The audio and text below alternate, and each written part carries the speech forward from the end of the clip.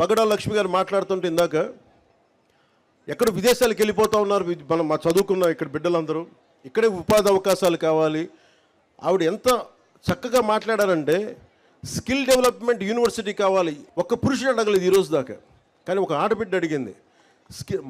ఇంకా చెప్పండి, నాకే ఐడియా రాలేదు. స్కిల్ డెవలప్మెంట్ సెన్సస్ తీసుకోవాలని అనుకున్నాం, కానీ స్కిల్ డెవలప్మెంట్ యూనివర్సిటీ పెట్టాలంటే ఒక ఆడబిడ్డ చెప్పగలిగింది. అందుకే నేను నారీ శక్తిని తక్కువ అంచనా చేయను.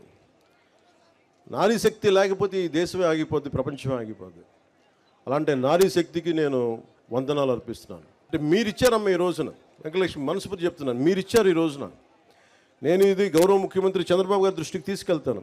ఖచ్చితంగా అది మనకి వలసలు వెళ్ళిపోతా ఉన్న రాయలసీమ నుంచి వలసలు ఆగటానికి, మన రాయలసీమని మనకి ఒక యాంకరింగ్ చేయడానికి, వలసలు ఆపటానికి, ఇక్కడే అభివృద్ధి వచ్చేలా